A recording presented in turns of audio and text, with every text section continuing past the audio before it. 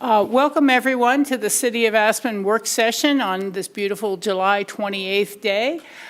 We are honored to have our congressional rep in the state legislature, Elizabeth Velasco, here to visit with us today, talk about the last session, other issues, and where we go from here. So thank you so much for being here with us today. We appreciate it. Yeah, thank you so much. It's an honor to be here with you all, and very nice to meet everyone that I haven't met. Congratulations. Well, let's go down the line. This is our new city attorney, Kate. Nice to meet you.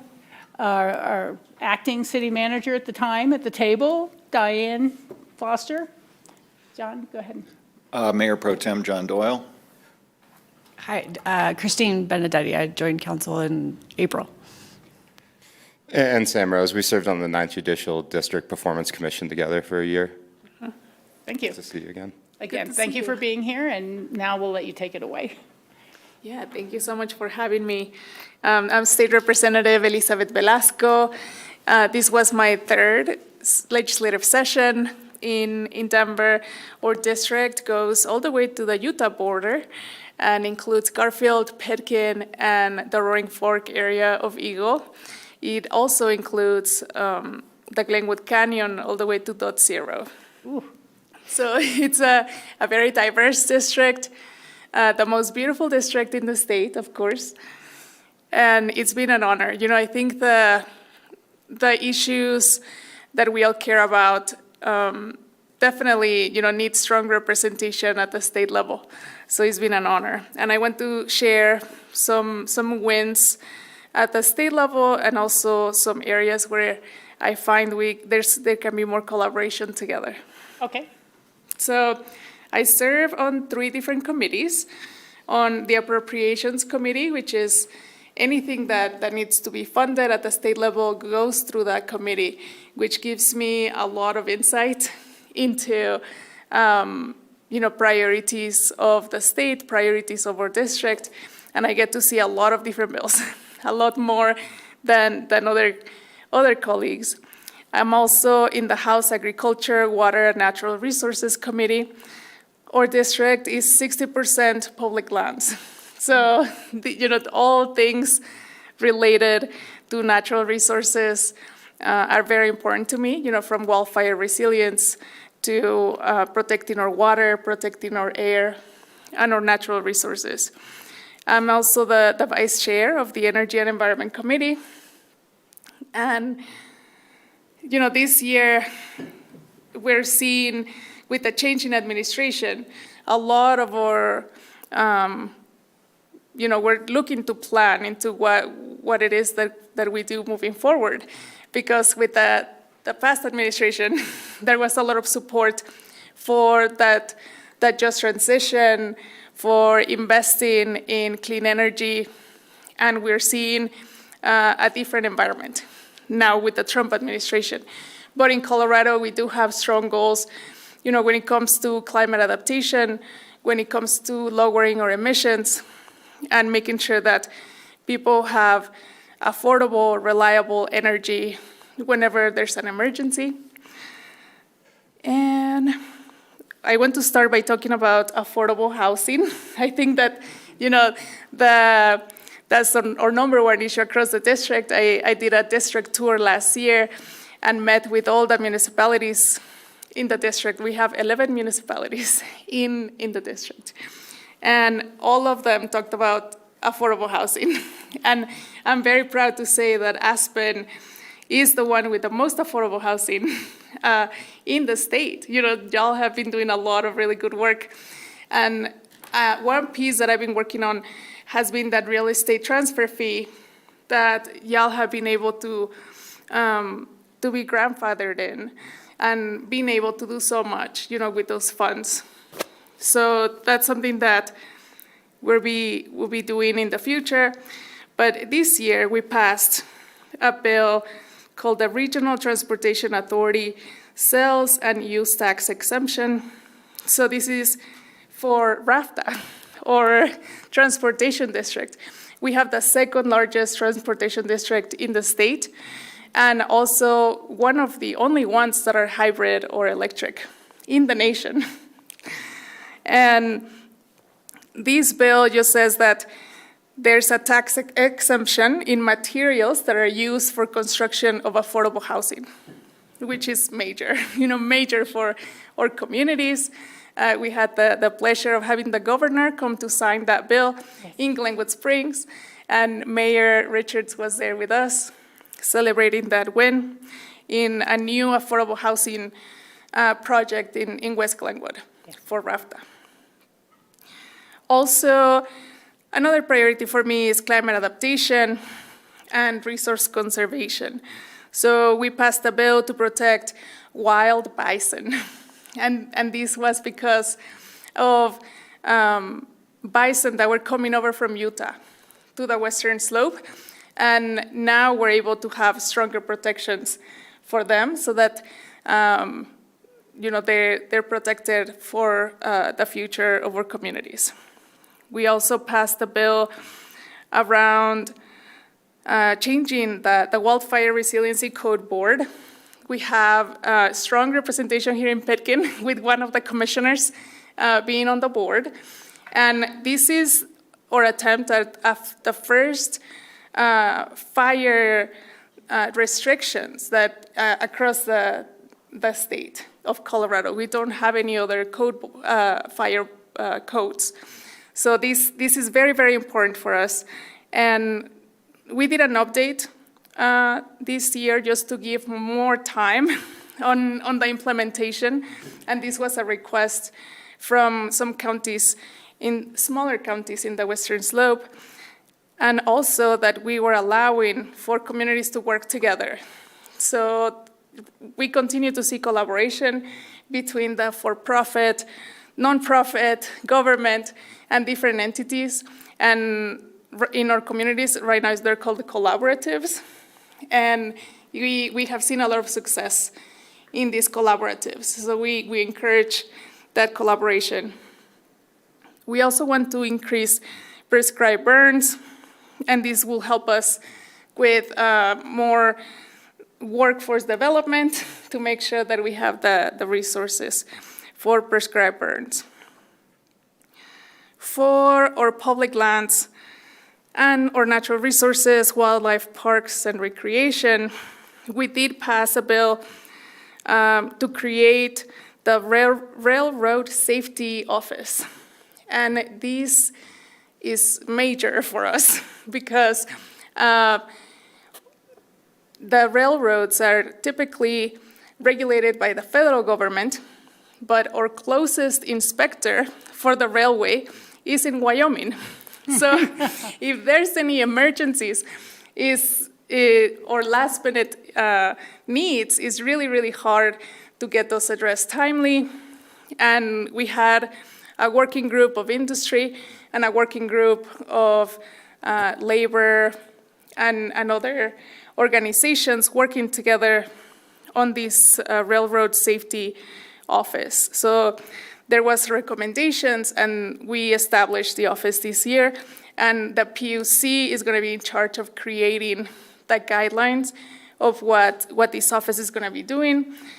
But for us, a major concern has been the Uinta project, and for me, it's very, very important that we have this Office of Railroad Safety in place before the Uinta Basin project moves forward. Right now, we don't know what's going to happen. We got a really discouraging result from the lawsuit, saying that they didn't feel like it was necessary to look at downstream effects of the Uinta Rail, which is mind-blowing. I think it's really, we continue to see these structures at the federal government that we had relied on be decimated. So it's up to the states to step up to the plate and protect our communities. And for us, we have millions of people that rely on the clean water from the Colorado River. We have major freeway next to the railroad, I-70. And if that area of Glenwood Springs Canyon was closed, we have 5-hour detours north, 5-hour detours south. And as we know, that's a major, major impact on the economy, the tourism, and the daily lives of our community members, just for commuting alone. Yeah, I want to really congratulate you on taking that forward. For those who are not familiar with the project, it would be to run trains full of oil, heavy crude down the Colorado River Basin corridor. And we've seen enough trains derailing across the country and the impacts that community have faced from that to be of concern.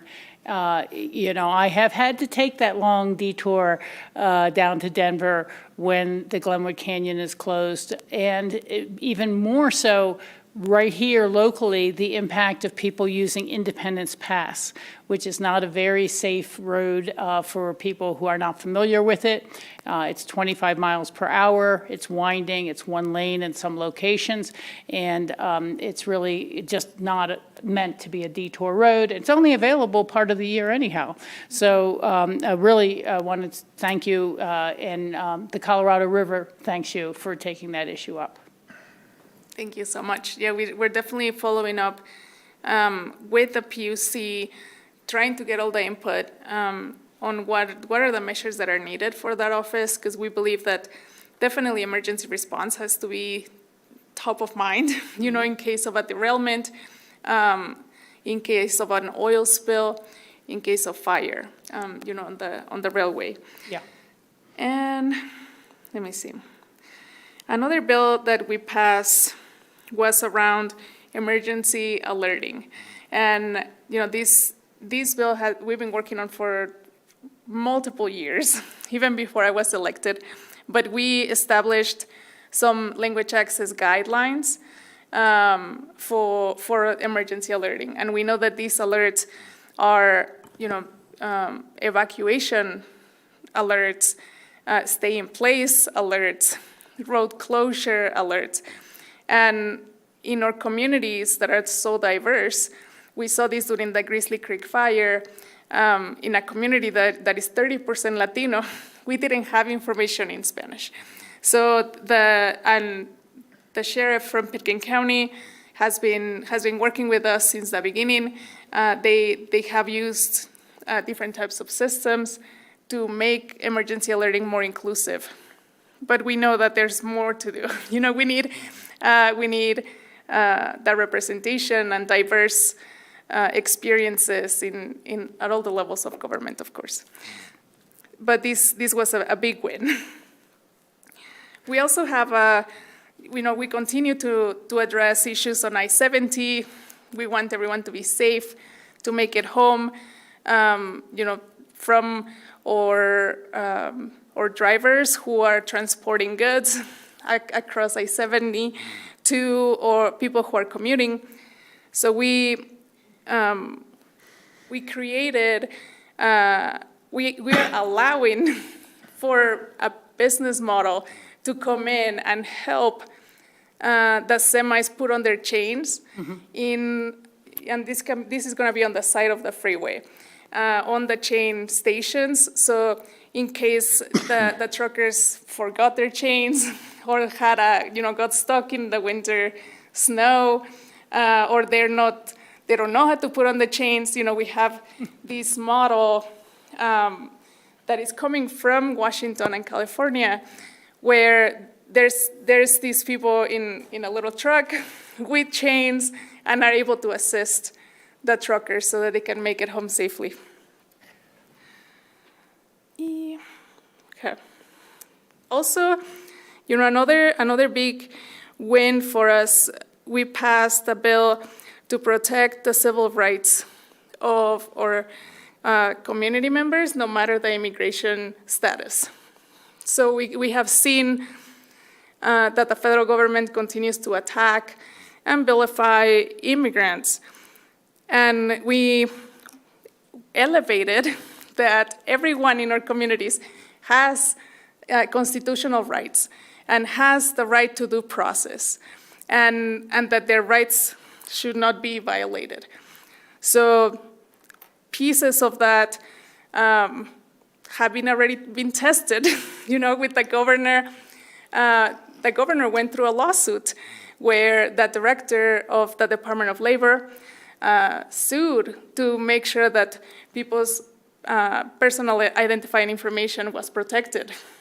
So in the world of immigration, we have different types of warrants. And we know that an ICE warrant is different than a judge-signed warrant. So in our bill, we said, of course, we want to collaborate when it comes to a criminal investigation. We want to help whenever there's a need, but we are not going to share people's personal identifying information if there's not a criminal investigation open, if it's just because they're being targeted to be deported, So, and that's something that we will continue to address next year, especially when it comes to data privacy. We got a lot of feedback from organizations that have been working on strong data privacy protections and how this bill will protect everyone's data. We don't want anyone's data to be released without their knowledge, without their consent, and if there's no criminal investigation open. Let me see. And a couple of the things that we're going to be seeing next session, and that I'm sure y'all have seen in other states, is, for example, that federal agencies must identify themselves, must not be wearing masks, and also there's been issues in other areas of the state with traffic cameras that are collecting people's data, like license plate and other different types of information, and then that information gets sold to ICE, and people are being targeted that way. So there's a need for more regulation around the sharing of data. And this year there was also another bill around not being able to use an algorithm to raise rents or discriminate against people. That bill got vetoed. So I think that there's a lot of interest, from members in the legislature to continue to address the issues in data privacy for all different types of things. For example, I didn't know that if you have an Apple Watch, it's taking your blood pressure and, it's counting your steps and all the different things that it does. But that information is also sold. It's not protected under HIPAA.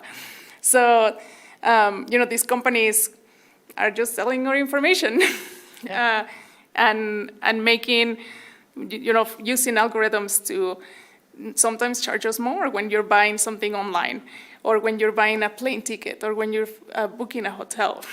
So we want to make sure that consumers are protected, that our information is protected, and that we're regulating these corporations. There's also been a lot of conversation around AI, and there might be a special session at the end of August. We're going to be addressing also funding issues when it comes to Medicaid. We know that the big, beautiful bill is going to be costing around 300,000 people in Colorado their Medicaid and their eligibility for health care, and also majorly going to impact our rural hospitals. So we might need to go back to the legislature and address that. And I thought we had our hands full.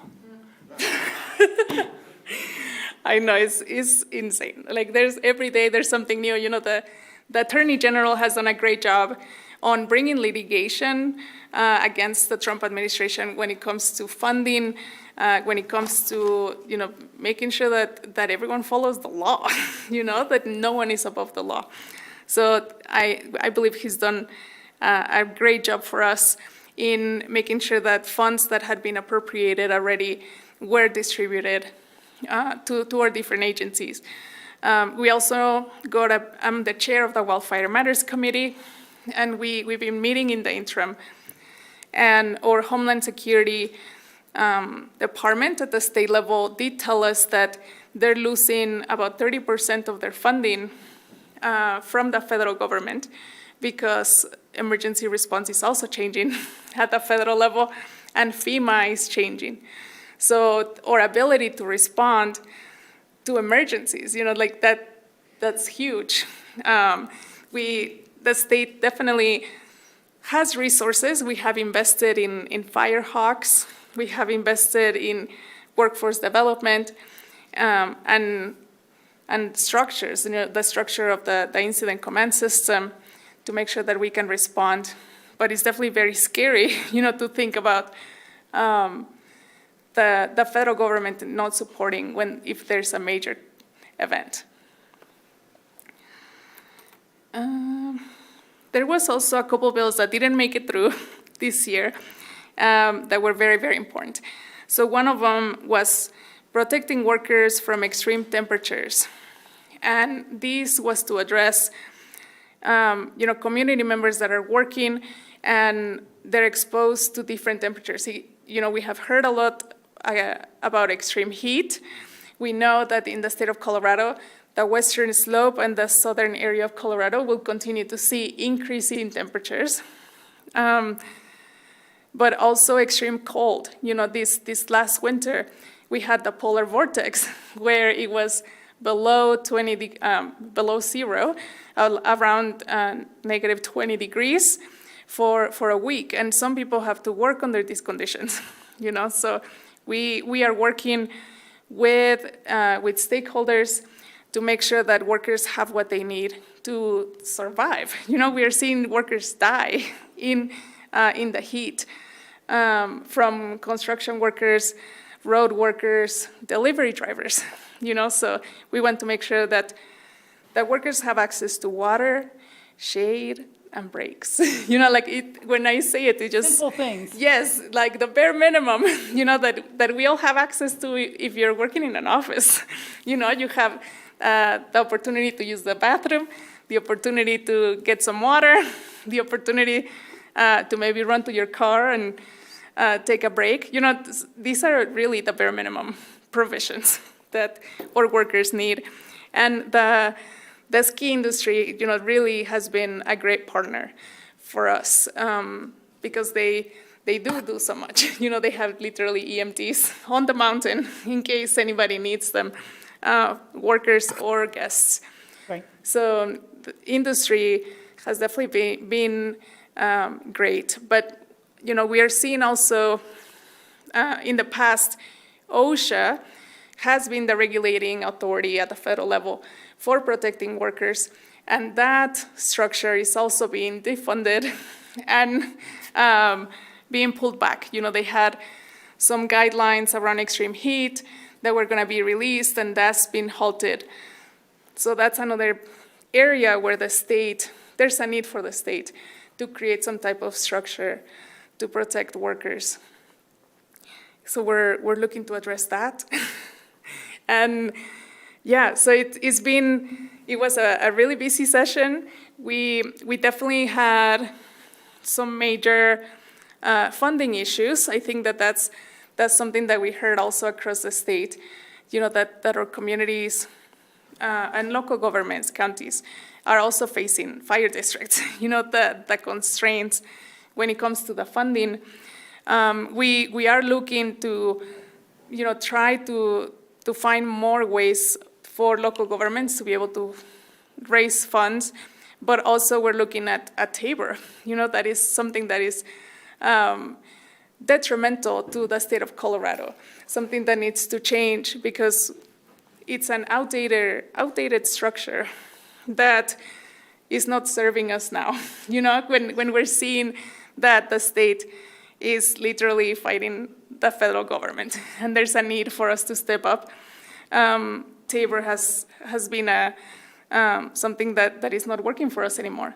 So I know that there's a lot of conversations around what the best way to do that is. and we'll continue to hear more.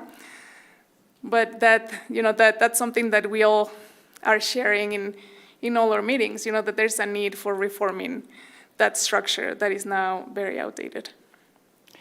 I'd have to agree with you on that, and we've seen it is kind of retroactive to your past as opposed to your future needs or no needs that you know are anticipated. And you've really covered a tremendous amount of territory here. We'll have a little more time before we move on to the next item, but I want to ask my council colleagues, do you have any questions or comments or items you'd like to pass forward to our rep? No, just an appreciation of you being here, and love hearing more about the reports that are happening at the state level, especially that affect us locally. This is the first time in my 2.5 years that I've seen you here, and it's nice to have your update. So thank you. Thank you. Thank you, Sam. John or Bill? Oh, excuse me, Bill's not here. John or Christine? Go ahead. Yeah, thank you for being here. Super informative. I would just ask is there anything we can do at this table to help support you? What would be some of the priority actions or areas that we could help in your efforts? Yeah, thank you so much. There's a lot of different issues where we definitely align. We will be bringing forward rent control, rent stabilization. We also will be bringing forward the real estate transfer fee. So those are measures that Aspen has definitely utilized as strong tools for affordable housing and other issues. So I definitely will reach out to y'all for your support in those measures, but also want to extend an invitation, for y'all to come and visit the Capitol, visit us during session. And that collaboration really has been really strong, even if it's not directly with council members, continue to work really closely with, Staff to staff. Yes, with staff and sending in, different issue briefs for discussion, for comment, and it's been a very productive relationship. Thanks. I also just wanted to thank you for coming in and updating us on what's going on down at the Capitol. I think that's an important part of government, being that transparent. And we've been talking about a CAS meeting that's coming up in Estes Park, and you talking about the Capitol just made me think about, I think it was in March, during a CAS meeting, we went and met with Julie McCluskey at the Capitol, and it was really meaningful to be there in that building with all the history that's got on there, and be part of what government does. I'd also like to point out that you talked a lot about our Attorney General, who's stood up to Trump quite a bit in the federal government. I just want to mention that is our Attorney General, Phil Weiser, and he is running for governor, and I think he deserves our support. Yeah. Thank you, John. Appreciate that. I have really just a few comments, and we're looking at the senior homestead tax exemption, and I don't know that this rises to the level of wanting a legislative fix or not, but in the course of our affordable housing program, we're trying to see if we can get people to right-size their units, so that if you had a 3-bedroom, but you're a senior now, your kids are all gone. And one of the things with the homestead tax exemption is if you move, you lose it, because you have to have lived in your residence for 10 years. And so also, as I understand it, you're not allowed to rent an empty room and make money off your home and then still claim the homestead tax exemption. And I'm just wondering if whether in, limiting it to affordable housing, it might be a way to help maximize the bedrooms that are available. If someone can carry their exemption with them to a newer or smaller unit, or if they stay in their unit but could rent a bedroom without the penalty of losing their homestead tax exemption. And if they rent and they're in affordable housing, they have to maintain a certain price level. They can't rent for free market rents. It has to be according to the category of their unit. But again, I don't know with all the other bills if that's something we would ask you to work on, but it has come up as something that could help maximize housing units and occupancy. Really appreciate you paying attention to the railroad safety and our water quality. These issues are huge. They are just huge to all of us. And it's just a tremendous amount of great work that you've done. Another issue which I think it bears mentioning, especially with the audience you have behind you, is this is our school district panel and board members, and the refinancing or the rewrite of the school finance laws, which allowed a homestead tax, a mill levy override to go from 25 to what I believe 47%. It's really inadequate. It's inadequate, and these folks are behind you to talk to us about a potential of a 0.60 cent sales tax in the city of Aspen, as well as they are asking Snowmass to raise a property tax. Now, we have to funnel all that through a nonprofit to the school district, but it's an indication that it was simply not raised enough to compensate for pulling all the high cost of living benefit away from the school districts. And it just, it's kind of hitting us like a ton of bricks. We've got a lot of other issues and concerns, as all communities always do, and we want to find a way to help support our school district entirely. But it just seems that the state withdrew this funding and said, here's an arbitrary number. You can raise your mill levy up to 47%. Why that wasn't tested or looked at to see if it would be sufficient, I don't understand, but it may be something that a few of the other school districts affected by this are also feeling that pinch. And so I just needed to mention that. The final comment I would make, which I'm not sure what the state legislature can do, but perhaps in terms of a sense of the body or a message of a resolution, is to restore the Forest Service budget. You know, the Forest Service budget has lost over 5,500 employees this year, taking early retirement or the buyouts or being fired. And the proposed Trump budget for next year cuts the Forest Service budget a further 65%.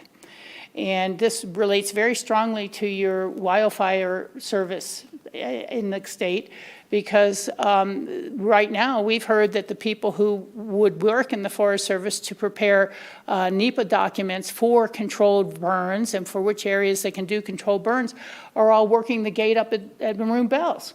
They've been pulled off the real work they're supposed to do, and we as the city of Aspen are helping maintain the Maroon Bells in the late summer by paying for 4 volunteers.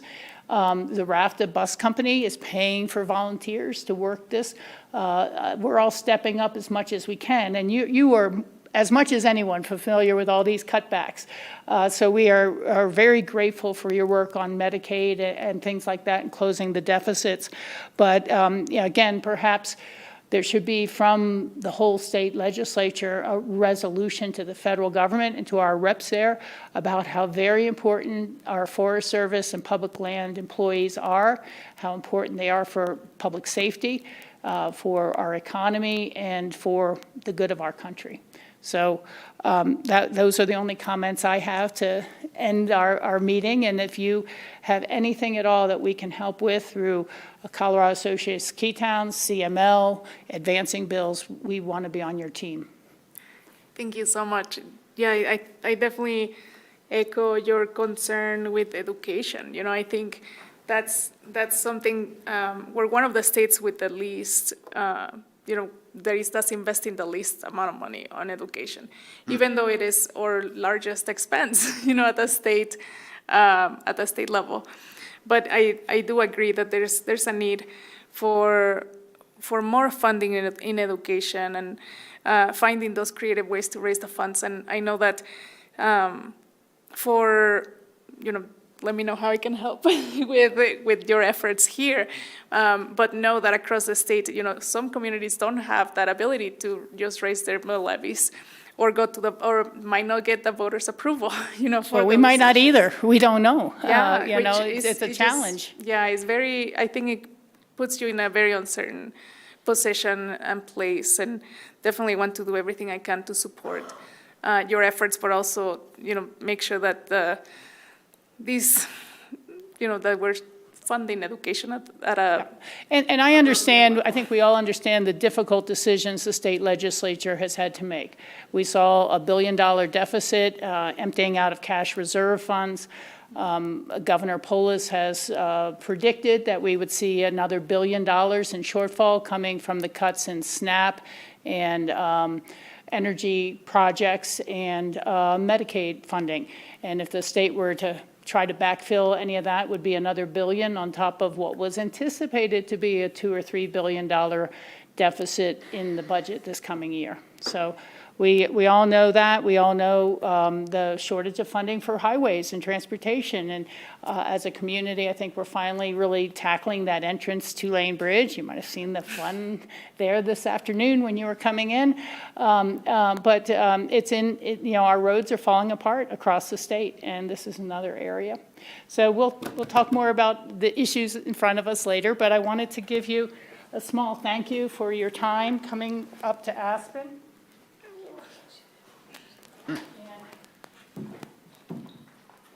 There is a parking garage pass in there. Just put it on your ticket if you parked in the garage. Thank you. I did park in the garage.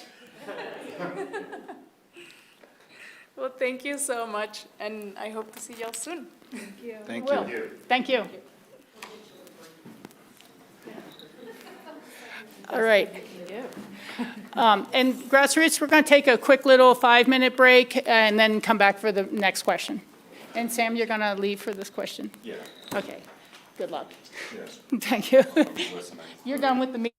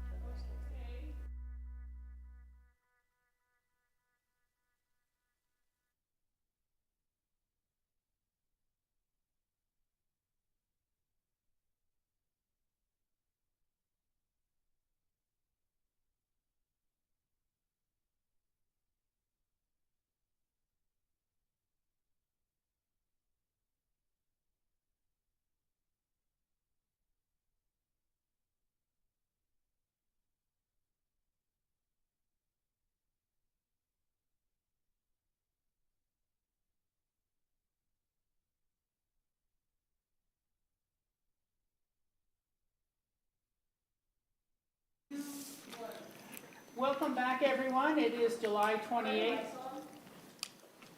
Yep. Welcome back, everyone. It is July 28th, Monday evening, and we are in a work session. The Aspen City Council will be entertaining the Aspen School District Director, what's the formal title? Superintendent. And his team to talk about potential ballot questions and tax measures to help support the school district. Thank you. Thank you for being here. Of course. And did you have a chance to review the memo that council had prepared for the meeting, the work session? It was online. Yeah, okay. Thank you. I don't know how to begin this, really, whether you want to say something or you want us to say something. Well, I felt we had an opportunity to do a presentation last time when we approached council. I don't know if we had an opportunity to get more deeply into some of the questions that you may have had, and maybe give this time to the council to ask some specific questions they have. I do think that if you had a memo, I'm sorry that we didn't have a chance to, I didn't have a chance to take a look at it. I might Yeah, have it was missed posted online on Thursday, I think. Okay, okay. And two things. I don't think we planned on having the school district No. present at this, and Pete does have a presentation. Okay. And I believe he's online. Yeah, thank you for that. And Pete had to travel for some family business, but he will be presenting online. So, is he tuned in? Miss Mayor? Yes. Council? Welcome, All right. Pete. Sorry, I'm not there in person. That's okay. Yeah, I actually am reflecting on Representative Velasco's statement about extreme heat here in Denver at about 96 degrees. I kind of miss our local climate a little bit, but appreciate you letting me call in. If it's okay with you, I'm going to share my screen. Please. Thank you.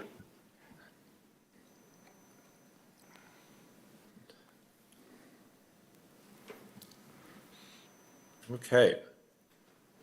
Well, I appreciate the time tonight. I did want to start off and say I appreciate that the school district representatives are there. Certainly, I do not want to portray myself as an expert in any one of their financial areas, but I do want to point out a couple of quick points to kind of set the stage for council, and then just try to walk the council through options for a November ballot question if it's so wished. The quick points would be that I believe the district has had very low financial reserves over the last number of years. They've shared that with us and with some of the other members within the community. I think that's one of the key takeaways for the school district right now is that they're trying to, if you will, right the ship in terms of their financial status and trying to bring up their reserves to have a little bit more ability to weather any future financial storms. I also wanted to, again, reiterate the fact that the state does have a change in its funding formula that it passed, and that is something that you just recently touched on with Representative Velasco. Obviously, that did have some negative consequences for the city of Aspen, for the Aspen School District. And just to that point, I do want to mention that the school district does believe that, I think, that they have a solution for that in the near term, which is the mill levy override, and that movement from 25 to 47%, which would basically be able to offset that impact. That does not give them any additional resources for some of the reserve concerns that they have, but that certainly sounds like it's a near-term fix for them. Obviously, we do also have these questions about broader implications of a tax for the city of Aspen, and how does that look in comparison to kind of the rest of the funders of the school district. So we'll walk through some of that, but right now there's currently just the two jurisdictions, the city of Aspen and the town of Snohomish Village, that are kicking in additional resources beyond the district's asked through the property tax basis.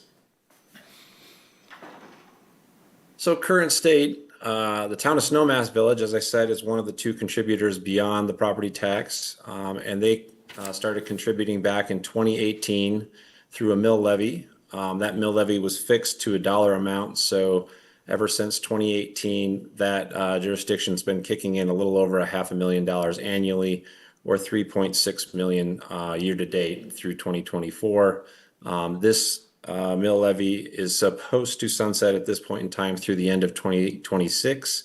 And I believe the town of Snowmass Village is taking up this question to determine how they want to proceed. From the city of Aspen, you've had a similar additional amount going to the school district that started in 2013. That number was set as a sales tax at a specific percentage at the 0.3%. So the first year was about 1.4 million, but as of last completed year, 2024, it was 3.9 million, or 31 million across the years that are shown here. This again is scheduled to sunset at the end of 2026. In terms of how does the enrollment break down across the school district, you can see that there's roughly 20% of the students outside of the district, another 20% within the town of Snowmass Village, and roughly 60%, just a little less, coming from the zip code of 81611, which is the city of Aspen, but also a number of surrounding areas that are outside Aspen city limits. So there is a little bit of a delta there that we couldn't quite tease out in terms of the number of students that reside in places like the North 40, the Red Mountain, Aspen Village, and a few other places that would also be included in that 81611 tally. So my off-the-cuff number might be that the city of Aspen students would be around 50%, maybe not 57% overall. So before we get into any specifics around a tax question, I do want the council to know that there doesn't need to be any absolutes tonight. You shouldn't feel pressure if you're not ready to make a decision. We still have a few options before we get to a deadline for a ballot question. But right now, what we've been trying to target is the August 12th meeting that we could do an adoption for some sort of a question. That is the next regular meeting beyond today. We also could do another work session on August 4th if it was needed, or if any of that's still too quick, we can push to August 18th and still do an adoption by August 26th. But that's kind of taking it up to the wire, so I always try to leave a little bit of room. So for things for the school for the council to consider, I do want to make sure that we don't miss the point that the school district and the city of Aspen have had a strong partnership over the years. And I think the city council still wants to fully support the school district as it can. You can see in this top set of bullets that we've done a lot of different things financially to help the district over this many years. That said, I do want to make sure I'm doing my duty and due diligence for the council to let them know that obviously we have a little bit of a lopsided levels of support across the district, with some jurisdictions kicking in additional money and other places within the district are not. We also have a little bit of a challenge, I believe, from the city of Aspen lens, that if we continue to levy additional sales tax questions at this November ballot, we might be tipping our overall sales tax higher and higher to a point where it could have negative impacts on commerce for our local community. So one thing I wanted to highlight for the council is that you do not have to take immediate action this November if you do not wish. The current sales tax that's in place in the city of Aspen has an additional year of run out beyond 2025. It ends at the end of 2026. So there's still another bite at the apple if this was too soon or too fast, or a consensus couldn't be reached. Obviously, I think the school district would like to have a little bit more certainty about its finances, and so I think there's a preference to try to push something to the November ballot, but that is up to the council what it wishes to do. Another option is basically to renew the current 0.3% sales tax through an extended sunset period. So currently it ends at the end of 2026. This question could be pushed to 2031, another 5 years, and provide additional time. It also preserves that current level of funding, right now at 3.9 million, potentially going up over the years if there's some progression on tax revenue. This, however, does not remove any sort of impact on the aggregate sales tax. So remembering that the current City of Aspen sales tax plus Pickens County plus the state of Colorado and the RAFTA tax were at 9.3%. This would maintain that 9.3%, plus the potential for some of the other tax questions that are being considered this November to pass and elevate that further. Obviously, the council could go beyond the 0.3% if it's certainly wished. Obviously, the school district was seeking to try to increase this to the 0.6% sales tax range. That obviously does worsen the aggregate sales tax implications for the city. And then something to be considered that's outside the box of sales tax would be moving to a different taxing mechanism, which would be moving to a property tax instead of a sales tax, which would be similar to what the town of Snowmass Village does. And that can be set one of two ways. It could be set with a firm number of mills, so the revenue would move up or down depending on property taxes, or property values, excuse me. Or option B could be just setting a firm tax amount, just as the town of Snowmass Village did, and then the mill levy floats up or down just to make sure that you collect that amount of revenue. In addition to what type of question, whether it's a sales tax or a mill levy or essentially kicking the can down the road for another year, there's also the question of how much support is appropriate from the city of Aspen. I believe the school district had asked to double the mill levy at town of Snowmass Village. So that would, instead of generating $510,000, would move up to just over $1 million annually. Right now you can see on the information on the screen that if the city of Aspen were to try to essentially match that mill levy in its form on a sales tax or any other type of basis, we should be collecting about 2.8 million or 2.9 million and passing that along to the district. So that would be a slightly lower percentage sales tax than the current 0.3. That would actually be a 0.22% sales tax.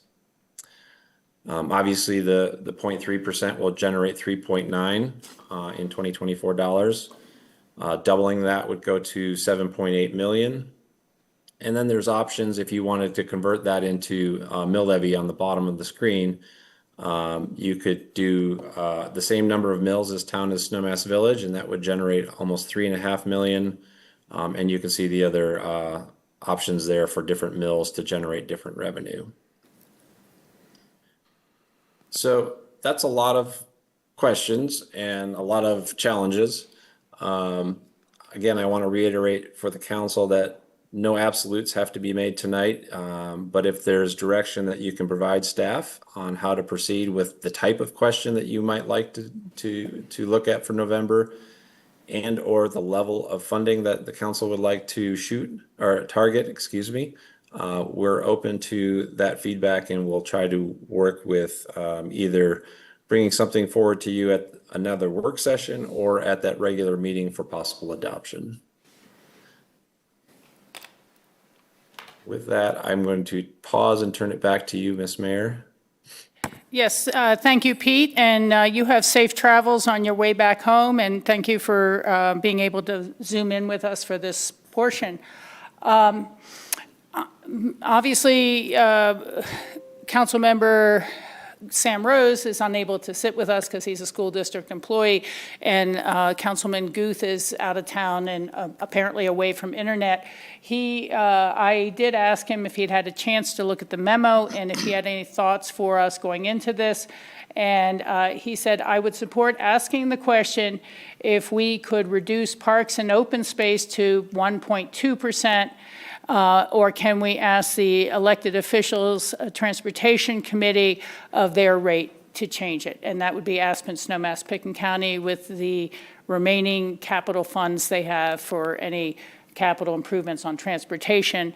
That half penny, 0.81, 81% of it is already going to RAFTA, and it's already pre-committed by public ballot. So there's not a lot of room left with the EOTC, considering Snowmass's desire for its parking garage and a number of other big projects there. I did express to Bill that I would be concerned to see our community kind of divided by, do we like trails and open space and preserving land from development, or do we like schools and pitting our schools against the environmental concerns and ethics of the town? So that wouldn't be something we could do unless we put it on this ballot. And I don't know that you would want it on this ballot.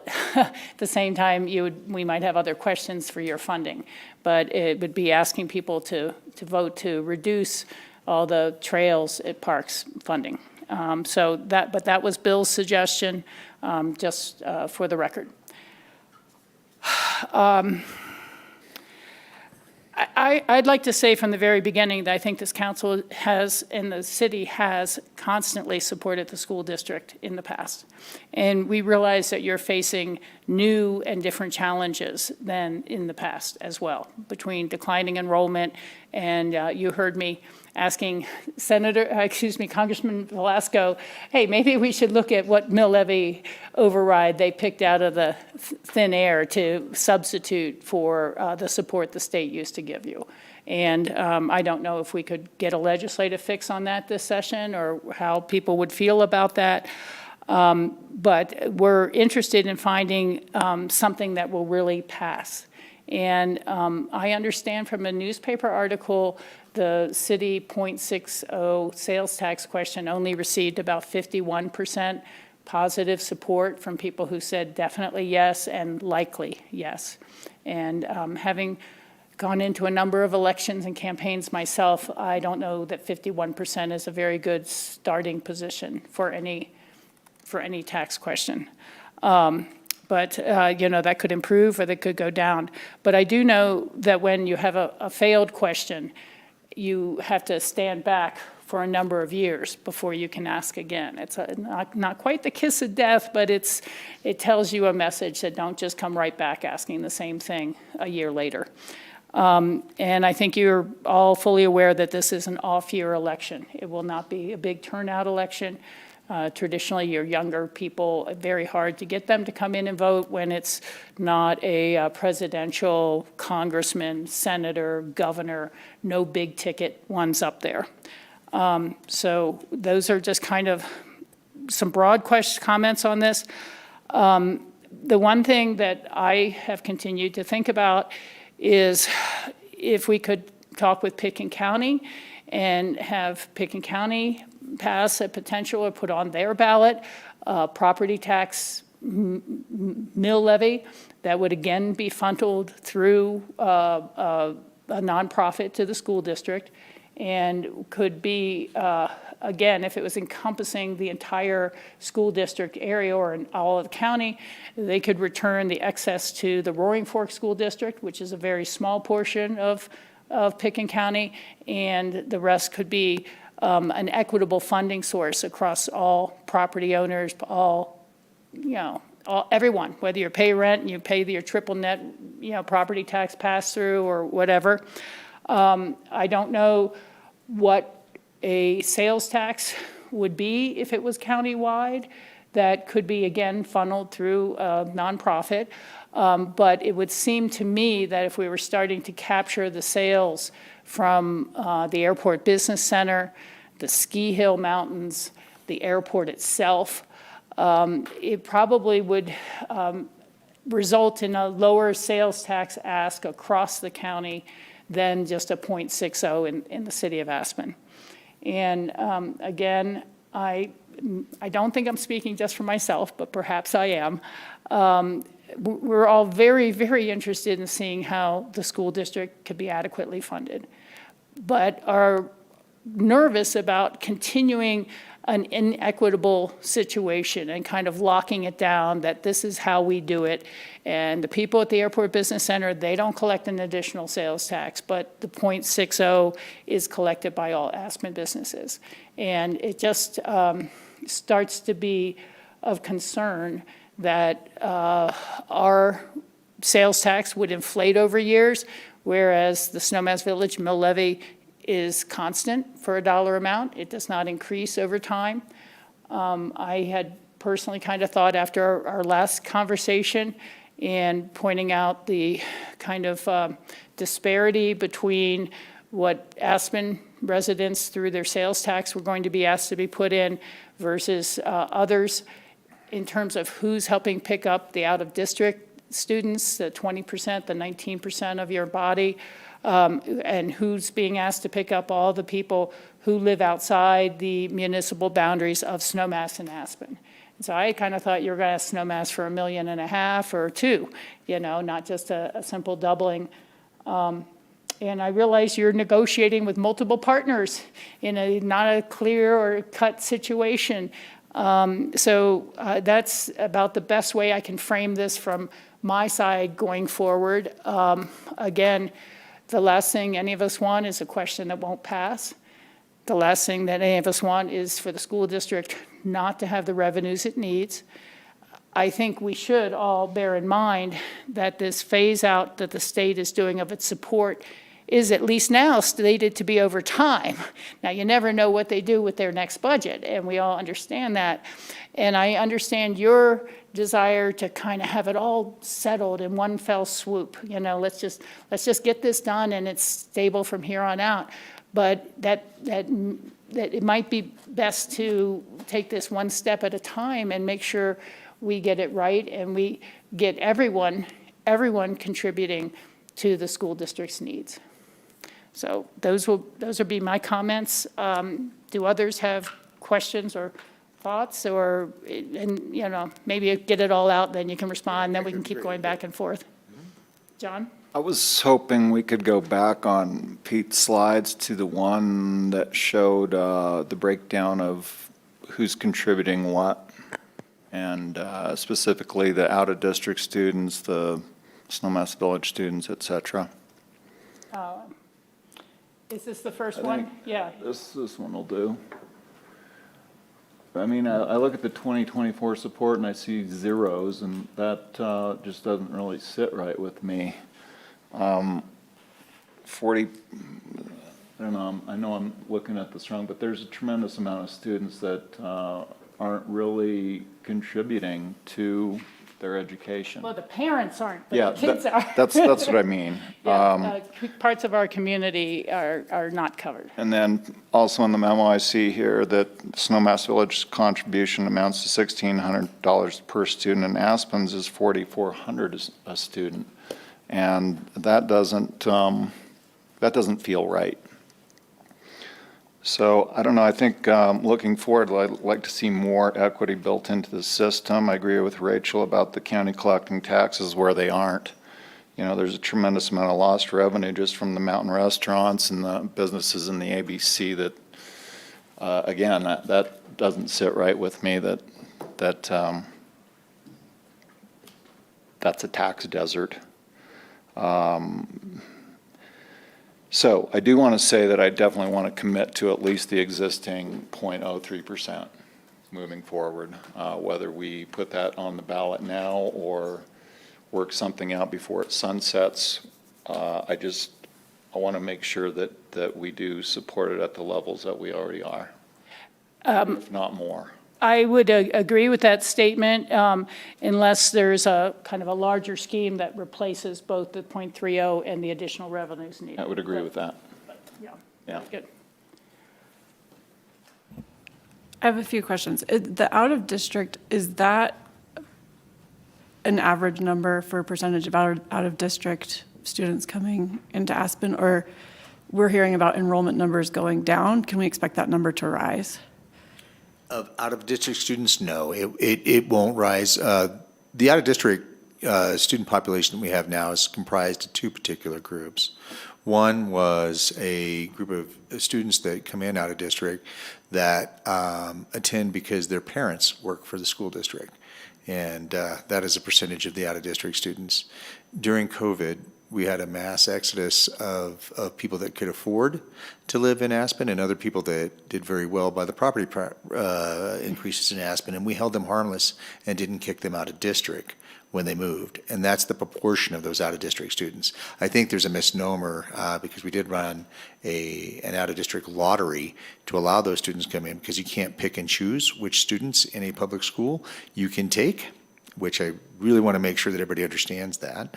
When we're talking about representativeness of the taxes, we take any student that comes to us and really don't ask whether or not their tax base is in Woody Creek or the town of Aspen. We do allow them, as long as they're in our attendance area, to be there.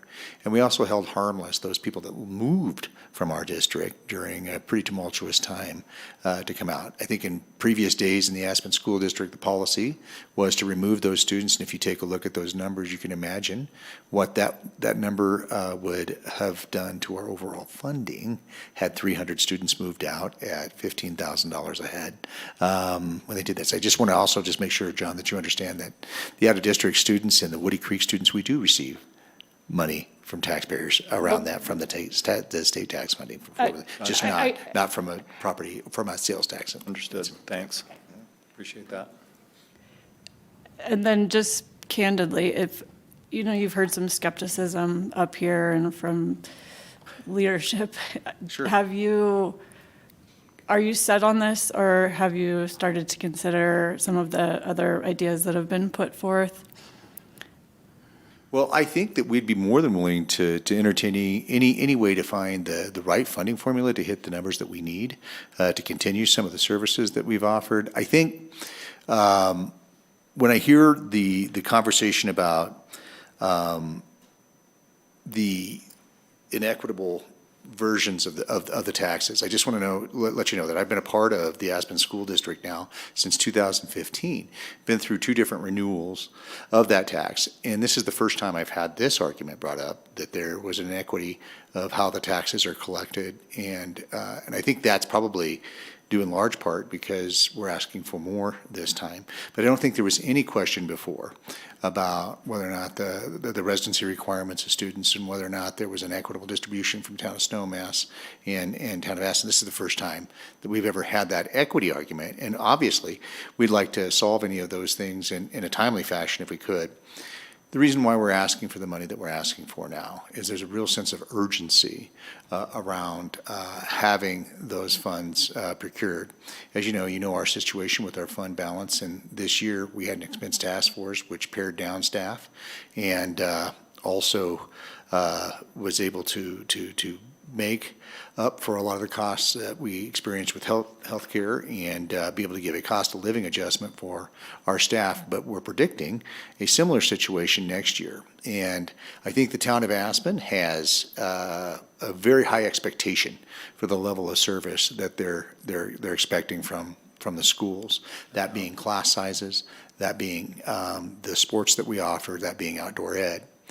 In most school districts, when faced with these same funding constraints, the very first things to go are those programs. And then obviously you start to raise class sizes and you start to bring that down. And so we'll start to match the same sorts of staffing numbers that you see in the rest of the state based on the current funding formula that the state provides. So Mary or Max, do you guys have anything you'd like to add there?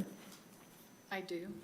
Did you have more questions, though? Or No, Oh, sorry, yeah. Yeah, please go. So I think to Theron's point, we've not really sliced and diced by funding that comes from each source of the categories that were on the pie chart. And I've kind of said this before, once a student walks through our doors, they're our student.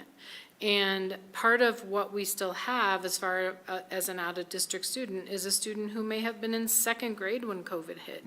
And they were given the opportunity by the superintendent at that time to finish their school career in Aspen with the quality of programs that are expected from Aspen. So it is that, and also it is, yes, are there out-of-district students whose parents don't pay sales taxes towards our revenues? Yes. but they're the group I just described. They're a small number of lottery students in grades that we had capacities in, which it's not our practice to generally plan to just offer massive lotteries going forward. And then the last group is the group of employees' children that Theron mentioned. And I'm sure we can all understand that having your child in a school that's 30 miles or 20 miles from where you work, especially in this harsh environment in the winter, that's not a comfort level for people who are instructing and taking care of the children in our classrooms. So we look at that as something that we would want to continue to offer. So I also wanted to just mention about the comment about Aspen residents who are asked to pick up help compensate for the out-of-district students, but Aspen residents are not the only people who pay sales taxes here. And that was actually part of the conversation at our board level, because we have two other things that will be on the ballot, housing in way of a bond, addressing those final capital pieces of maintenance on our campus that had been sort of ignored for a while because funding was starting to go like this. So I think that it's important to remember that that was a thoughtful conversation, and I certainly don't ever want to speak for our board, but there was a conversation about kind of trying to diversify the revenue streams and sales tax, because it is a burden that's not just of homeowners. It was a topic of conversation intentionally. So kind of leading into sales tax, I wanted to say there were a couple options on one of Pete's slides. I saw 4 options. One was do nothing this year, right? Because we all know this doesn't sunset until next year. The second option was extend the 0.3%, which is the current sales tax level. Both of those options do not allow us any room at this point to have any raises. And I'm not even sure how we would pay for a step raise for our staff, which is generally expected with additional year of experience. We explained last time that our state revenues increase, and I say state, but it's what the state allows us to collect, because they're Correct. giving us very little.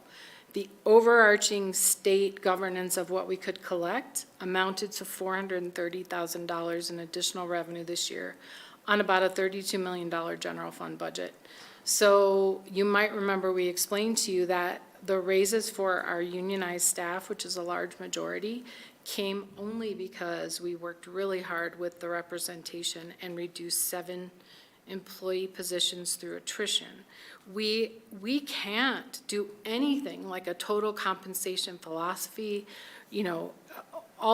A lot of entities around us really strongly believe, as we do, that the right thing is to compensate people according to the cost of living in the community, and we want them to be as close to this community as possible. So it will not be possible for us to do that with the first 2 of the 4 options. The third was entertain a larger percent, which is obviously what we're asking you to let the voters consider. And then the last one was changing it to a property tax. There was some wording regarding how that might look. But please also understand that we do have concerns about that, because we have 2 items that are burdens specifically to homeowners with our bond ask and our mill levy override. So I just wanted to kind of put all of that out there, because that's what struck me when I looked at those 4 options, which I appreciate. Pete's done a lot of work that is certainly not in his job description, and we appreciate it. But, the thought of an equitable collection and what Aspen residents are asked to pay, we're not specifically trying to target any group. That was kind of the point of the conversation about the diversification of our revenue. Regarding voter approval, well, first of all, our initial survey, per the what was reported in the article, was an initial approval rating of 51% of the sales tax proposal. That was the lowest of our 3 4 actually with Snowmass Village. But I think it's important to note that our bond counsel, when we were crafting those survey questions, had us list an amount in that question that says increased taxes in the amount of $9 million. It's not an increase in $9 million, and I did review the proposed ballot wording that Pete included in the agenda packet. It does say increase. I don't know how that would actually look. Obviously, that's up to council, but it is not an increase of 9 million, and we feel like that's one of the reasons that it trended lower. It was intentional to have that question kind of look as bad as it, I mean, like you want to have the worst case scenario. We are currently getting about 4 million. We expect if it were doubled, it would be an increase of another 4 million. You have to build in a little cushion in case sales taxes just boom. So that's where the 9 million comes from. And our plan, as we're starting stakeholder groups now, was to really explain to people that 4 million of that is just a continuation of the 0.3. So we get it. Yes, it trended lower than our other questions, but our plan was to pull people without a lot of additional information up front, and then have some stakeholders, some interest meetings, some public campaigns to really talk about what that would mean to a visitor or a resident who shops in Aspen, and it's another 0.3%. I also just wanted to kind of mention, right, we've talked about a 10% sales tax rate. With the two entities that were here with us at the last meeting who have their own authority to place those items, if those pass, Aspen will be over 10%. I don't know if that's a magic number in people's heads. I come from a pretty high tax area in suburban Chicago, so I get it. You know, we understand that some people make large purchases and go to other areas because taxes are cheaper. I get it.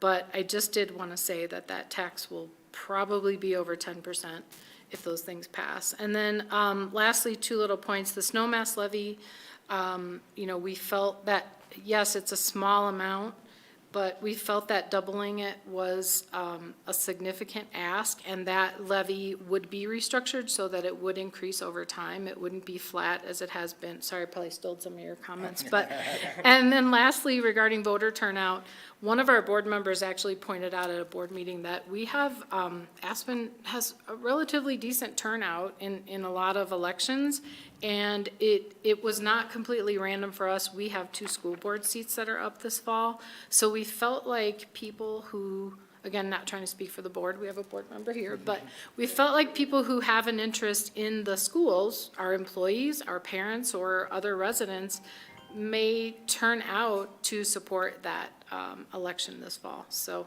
sorry, that was a lot. I just, I really was kind of thinking as you all were speaking, and I totally take your comments to heart.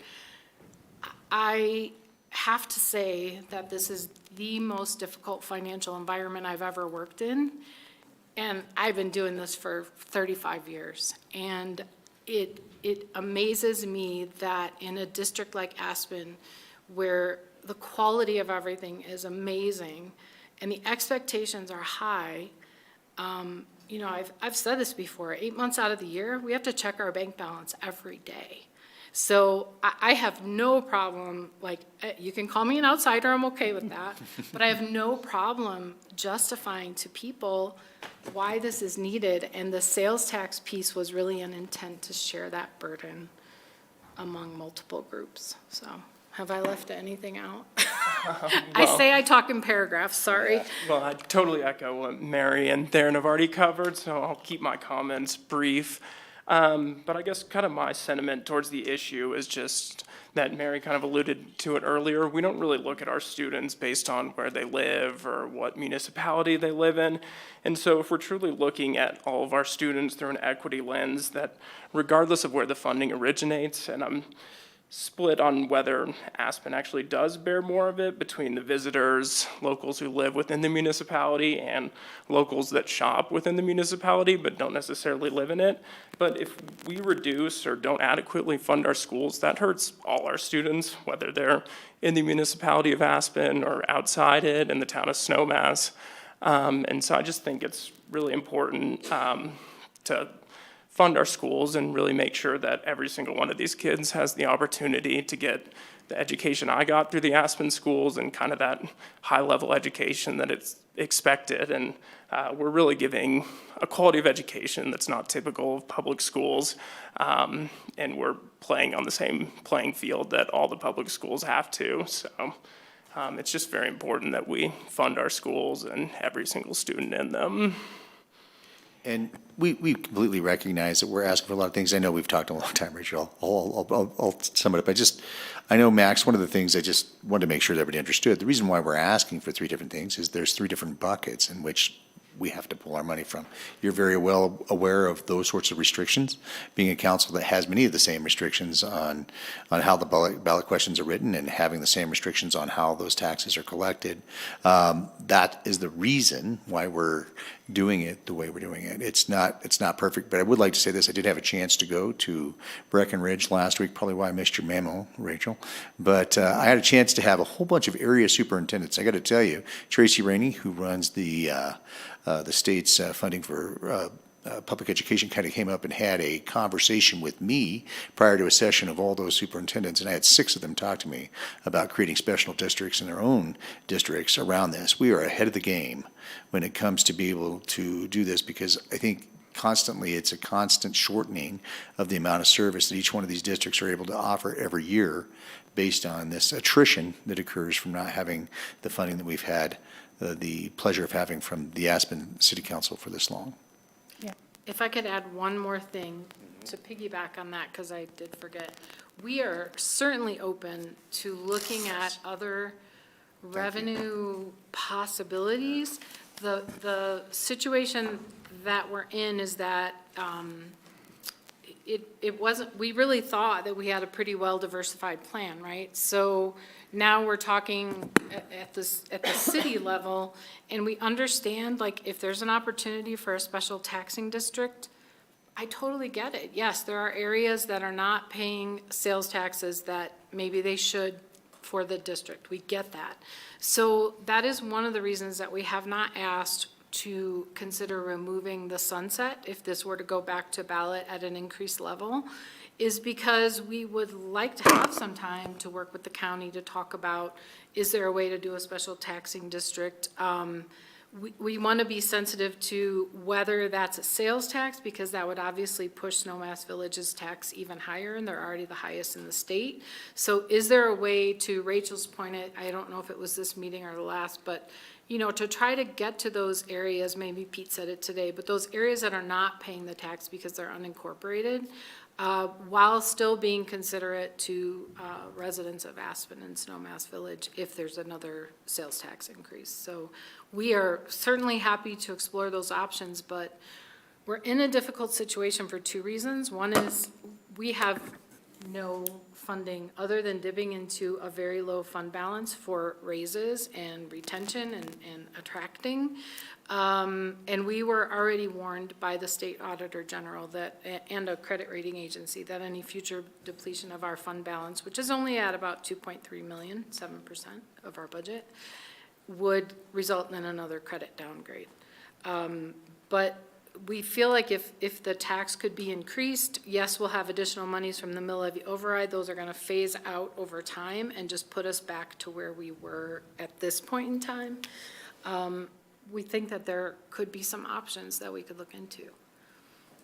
Thank you for that. John, you have a comment, and we'll keep going around. It's a good dialogue. I appreciate it. That's great, thank you. Yeah, I just want to say Aspen Public School is really important to me. My daughter's attended it since she was in kindergarten, and she's getting what I consider a fantastic education. If it was up to me, I would give you whatever you wanted. It's just unfortunate that right now the Early Childhood Education Center or Coalition is moving forward with their tax question this election.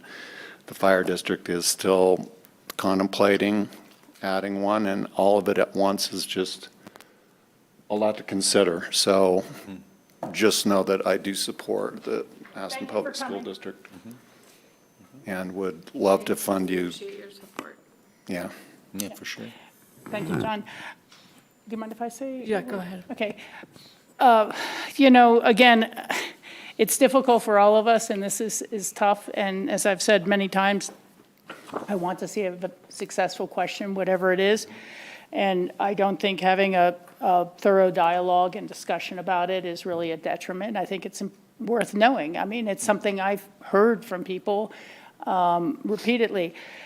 And it's worth kind of noting that the state legislature did not see fit to give school districts the ability to ask for sales tax. They gave fire districts the ability and other types of districts, but not school districts. Or I can imagine every school district in the state of Colorado would be asking for a sales tax increase to help maybe come up to the level that the Aspen school districts have been able to provide in terms of class size and things like that. But there is a reason that that is kept separate from the municipal ladder, as it were, or the well that we have. And this is awkward for me, without doubt, to bring it forward. But there is always the potential. Aspen might need to ask for a sales tax just to complete the entrance, just to bring down matching money so that we can fix the road for a 13-hour fire evacuation. You know, there are municipal concerns that will not pass once the rate is 10.3% with childcare, fire district, and school district. And so that's why we've been trying to look for, is there another more equitable way to, and I appreciate your comments, Mary, of there should be. It shouldn't be that, and that's why, again, I was thinking if we could have a conversation with Picken County, whether it's a Picken County property tax, maybe it's not a sales tax, because again, Snowmass doesn't want to go any higher than 10.4%, but we don't want to match Snowmass at 10.4%. And the thing that I do take note that the federal government has, with the big, beautiful bill, increased what you can take off your federal taxes for the state and local tax matter. And so I don't know anyone who's ever successfully itemized and taken off their sales tax, but I do know a lot of people who successfully itemize and take off their property taxes. And so that is a small advantage to potentially, if it was a property tax that was spread across the entire county region. So those are my major thoughts on the conversation. Again, I understand you have your backs against the wall, and I'd like to think that you'll be working the state legislature this session to get them to move that mill levy override up. Unfortunately, everyone sees Aspen as the deep pockets, so the equities don't matter. You guys already make so much money. And it's not. I mean, our money is divided into transportation, into housing, into the parks and open space for the tourist amenities that our public likes, for running the city government, for snowplow removal and repairing our own roads. We have a relatively tight budget, and we have the same issues you have with hiring quality people when there's no affordable housing in the area. So it's just that it's worth the discussion and the dialogue to be able to understand where we really have capacity or we don't. And it may be that the luxury guest won't mind this, and it may be that the first-time visitor says, well, I'm never going back there again. And Aspen's always depended very heavily on its repeat business, the people who say it's well worth it. And we've all kind of slowly watched the ladder grow. And I think the 2012 original ask was something that could fit within the existing boundary of what it might be the jaws of public acceptance. And again, maybe we're concerned about something that's not of issue, but I think there might still be time to talk to the county and see if they would consider a countywide property tax that could be funneled through an education fund, that could be shared equally with the other school districts, because everyone's seeing the federal cutbacks, you know, separate from the state of Colorado. Otherwise, we'll end up with some question on the ballot. I would think about, as others have said, continuing what we have and maybe increasing it some until there is a point in time in which you could go for a bigger question that should the state allow a higher mill levy override, or there be a way to form that special district. And I know it's almost August, it's a little late. We didn't really have dialogues about what the city concerns would be early enough. As your board, we're figuring out what seemed to be a good plan from your side of the aisle. And I can understand where that plan evolved from. Let's just ask both parties to double it. But, you know, it's kind of like sometimes you're like, well, that piece of cheesecake's a little expensive at $6, but I'll get it. I really want it. And then when it's $12, you say, no, I think I'll pass on the cheesecake, and so just doubling kind of may have triggered a greater look at who's contributing, who's not, how else could we broaden the base so that more were contributing and we could bring down the ask. That's, I think, all we're really talking about, not how much do we support the school district. I do think that we totally would be interested in looking at any way that we could be creative around this. I just think it's really important for council to know that we were just pulling the existing levers. Yeah. When we're looking at our funding revenues, we were looking at the areas that have already been utilized by our predecessors and currently funding our schools, and we were just looking to increase it there. I'm not a tax expert, and I don't think it's hard for us to know what are the creative ways that we could do this, and we'd certainly entertain them. We are under the gun. And we do have a sense of urgency right now around this. And that's one of the reasons why we're hoping to get this in front of voters. And I know that this can be a difficult position for many of the council members to be in. All we're asking for is an opportunity to be heard by the vote and have our chance to make our case to the voting public out there at the amount that we're asking for. And we'll take our lumps as we get them. But we think it's important for us to be very clear with the community. If they're expecting us to maintain what we have done for years, this is what it's going to require. And that's what we're hoping to be able to do with the ballot initiative. The school district is one of the pride and joys of this community. And so my feeling is that we let it go to the ballot and let the voters decide what sort of appetite they have for sales tax increases in which areas. It could be one, it could be two, it could be all three. But I'd like to see the community make that decision. That's where I'm at right now. Okay. Thank you, Christine. John, do you have any thoughts on that? No, I agree with that too. Let the voters decide. And so a majority of the council,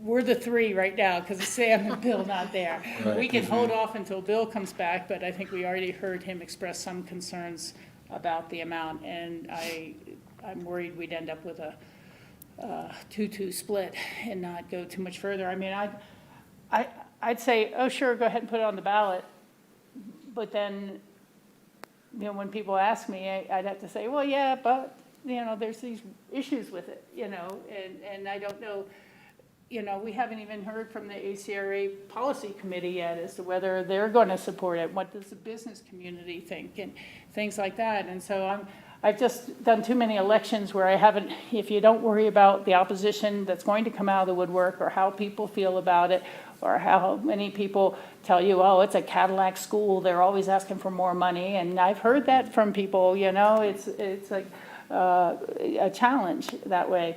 I would be more inclined to try to renew the third and maybe increase it to like a 0.40 and wait till there's a year when there's a general election, maybe next year, and see if we could create that sort of special district that would include the top of the ski area, mountains, the airport business center, the gas station at the Aspen Village, and it just feels awkward. Or whether there could be a property tax that would be something permanent and not need it's a renewal, it's a sunset, it's a renewal, it's a sunset, that help secure the schools in the standard that we all would enjoy.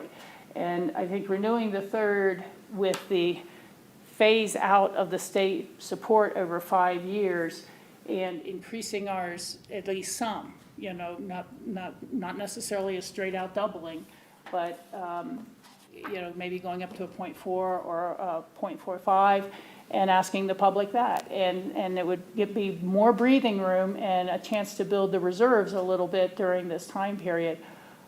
But I'm not here to make a firm decision, and I will go along with the rest of council as we consider to contemplate this and maybe talk to the county and see if they have any interest at all. But there's an awful lot of county residents that I'd love to see a little more involved in this, whether it's with sales tax or whether it's, a property tax that goes through a nonprofit.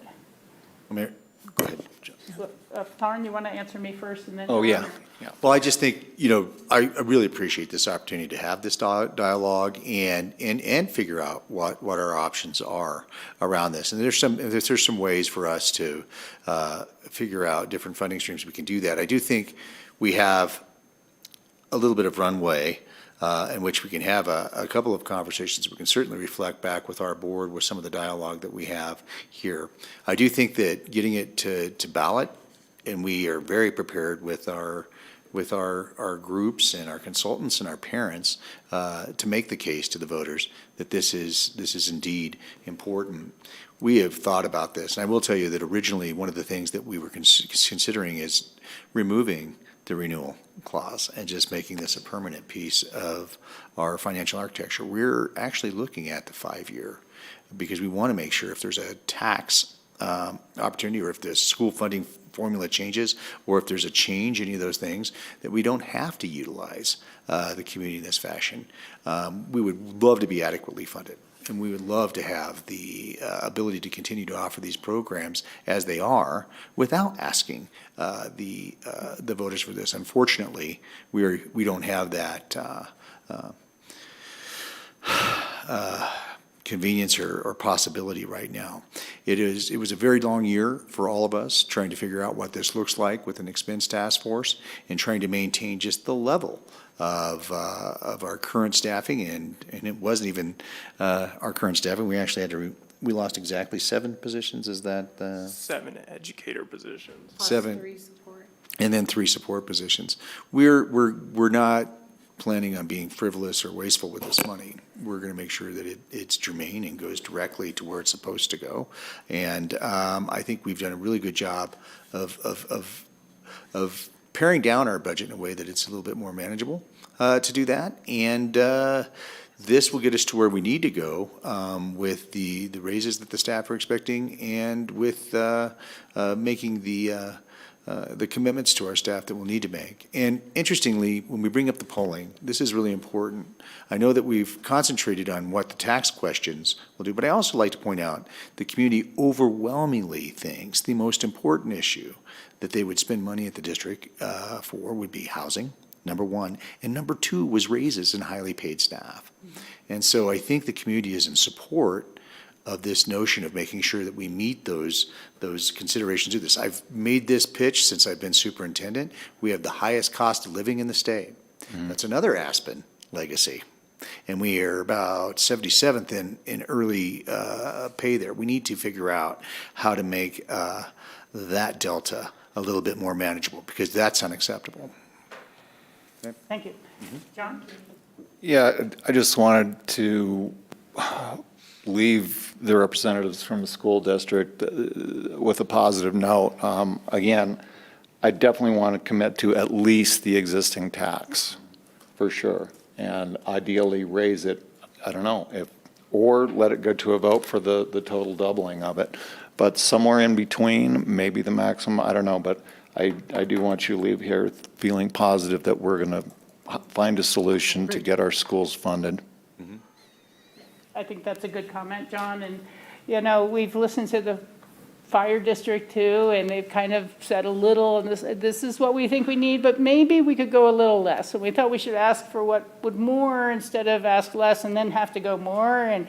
And so, I don't know if they're going to consider coming down to a 0.40 or not. I do know wildfires on the top of mind, and I just hate, as others have expressed, to see all 3 of these issues competing on the same ballot. We're seeing the federal cutbacks so severe that we're getting asked from food banks for additional and from mental health from additional and from other community health services, and we can do what we can do, but we know we can't continue that forever, year after year with the resources we have, because we face the same issues as a city government. and providing the services the public expects from us, as well. But I think John's made a really positive note. I don't know we're going to craft ballot language here or an exact amount, but I think it informs all of us further. Your comments have informed me further. It'd be easy enough to just say, hey, let's let it go, but I want it to be a successful question that you have everyone getting behind, whatever we end up seeing asked. Thank you so much. Any other comments or questions from anyone? Thank you. Pete might want to speak up, but I think we're looking for direction as to next steps if you'd like us to come back on August 4th, or if you're seeking us to prepare a resolution on any one of these options, or on multiple options for there to be a vote. Pete can correct me if I've misstated I that. think August 4th might be a little too soon. I don't know what my colleagues think. I mean, I know we do have that month, and we could always have special meetings should we need to get something on the ballot.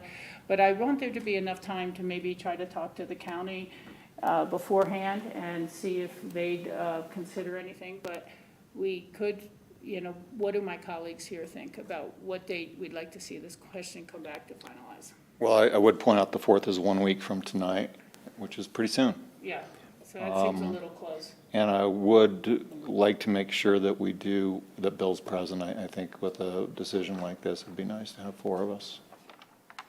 Is that okay? So, Again, I don't know if Pete's still online. I think yeah, you might be back on the road now. it's really up to you. I think we do have to have a ballot question if you want one by September 5th is the latest date. We can certainly hold special meetings. That's an option available to you. But certainly the more time we have to prepare the question and know which direction you'd like to go, I think it gives staff a little bit more time to and work with the school district and their council Right. on the form of question. So I think we can certainly wait until, I don't know, I'm looking to Diane to say what the You had mentioned a work option. session date The as well, 11th? that we could discuss it again. Yeah, I'm just bringing up the calendar. Pete and I had this discussion on Friday specifically about if you didn't want to make a decision on the ballot language and give us direction on that tonight. We do have work sessions on the 11th, regular meeting on the 12th, a work session on the 18th, and then a regular meeting on the 26th. I think we'd prefer to get firm direction from council and at a work session, hopefully, later than like the 18th. Well, let's say we continue this discussion on the work session on the 11th, and then be able to finalize a decision at that point to take to formal write-up and vote to put it on the ballot after that. Makes sense. I think Sam's going to be out of the town around the 11th, but he's not commenting on this anyhow, so I think we'll be okay. Would you like us here on the 11th? Let us get a little time to think about that. Okay, yeah, we want to be here. If you want us here, we don't. Okay, yeah, you have other Say things the to same do on thing over, a but Monday evening. It's You don't have Darren's anything back going to on school that night, week. so I'm not School sure if starts. Darren would be Yeah. here because we have school kicking off that Right. week, so. Yeah. But Max and I can be here if you would like us to on the 11th. Okay, And Mayor Richards, if you have anything that you'd like us to consider that would be alternatives to what we've asked, let us know. And if we can have a conversation about that as you guys start to work through this. I was thinking I could reach out to my counterpart at Pitkin County. I don't want to get laughed off the phone line with trying to do something immediate. Right. But I'd be happy to have that conversation and like. yeah, this one. I had put a phone call in today to try to talk to Commissioner Kelly McNichols Curry and just kind of take a temperature or see if their board might be open for any conversations. But again, it's more, can we stabilize and improve where we are now? And if it's not a fully formed new question for this November, again, something that stabilizes and improves your situation now, but maybe something that can go to a general ballot in 26 or 28, and that broadens the issue. Okay? Mr. Mayor, Ms. Mayor, one thing that the mayor did ask about at the last council meeting that could be helpful for the next packet, and you've got time, we'll be preparing the packet for on the 11th. We'll be submitting that packet on the 4th. So if you had even just a one-pager on where the new funding would go, be used for, I think that would be helpful for the council. Yep. And I know you've given us in different forms already, but it'd be nice to have it nice and clean, single page. Yeah, and then we can submit that, if you send that to Pete Strecker, he can include it in the packet, and then you can communicate with Pete on whether or not you'll need to be at the table for the next Okay. meeting. Okay, thank you so much. Great, thanks. Did you get the deadline on that? Yeah. Max on it, yep. Got it, Max? Okay. Thank you so Sorry, I much. was typing in the And meeting. I think is there anything that you might have for us, Diane? No, thank you, Mayor. No? Okay, thank you very much. Thank you, Grassroots. We're Thank going you so to much. adjourn the work session now, and thank you to the Daily News for being here and covering us live.